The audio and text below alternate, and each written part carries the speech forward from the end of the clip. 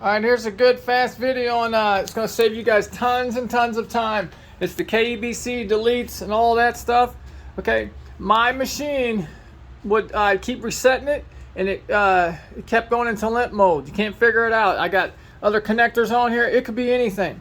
So to stop all that nonsense, you're going to order that kebc delete kit from those guys, you know, and then get the full kit. Take this actuator. There's that one actuator, stupid motor, it always messes up.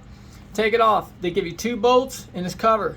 The 3rd bolt that's in the package goes right here. I put a little rubber grommet underneath there. And then where it plugged in to these wires, they just give you a loop wire right there. It's just got a loop on it. You plug that one in, and you plug the. There's another one. It's just a dummy plug. There's a 2 dummy plugs. You change this, and that's it for that section. Here's the biggest one. I want you guys to subscribe to me, okay?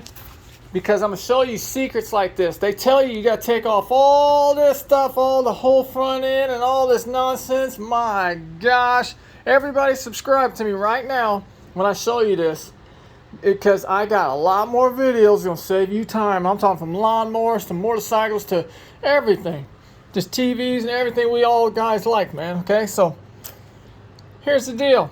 Come up here, take off your rack. It's the only thing you're gonna take off. There's 4 bolts. And there's these 2 spacers, 4 of them. Take that rack off there. Then you're gonna get in here. This here is the thing you're looking for. It's down in here. You see it? And it plugs into this right here. I've taken it off, unplugged it. Here's the thing they give you. I just plugged this in just to see if I could do it before I made this video. Here's the thing they give you. Once you unplug this one, just plug theirs in, put some dielectric grease on it, it plugs right in, and then now you just plug this back in to there like they show you, and that's it.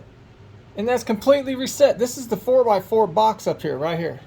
So if this has issues or whatever, and here's another secret, guys, and that's all you got to do. Put that thing on there and you're good to go. You ain't got to take off all this stuff, man. Come on, guys, I saved everybody a whole nightmare. That's a nightmare taking off all that. Here's one more thing. If you go to reset this bike and it doesn't reset, it's still going in limp mode, or it's still got your belt light on, right? After you reset it, you got to do the procedure. After you do that, then come down here and unplug your 4x4 actuator. That's what they say to do, wherever the heck that thing's at. Anyways, it's down here somewhere. Unplug it from the 4x4 actuator, find where that's at, and then reset it and see if that goes, if that clears it. If that clears it, then that's your problem. That actuator, something's wrong with it. Okay? So there you go. And then you have to get the, you can get the kebc actuator thing too, where you never have no electronics again, or you can just replace that actuator or figure out what's going on. You might have a bad fuse, you might have a plug or something. Check your fuse box. But there you go. That's the whole thing. You got any more questions, ask me. Everybody subscribe, man. Okay? Woo, doggy. There's your dealio, like old whatchamacallit says. All right. Thanks.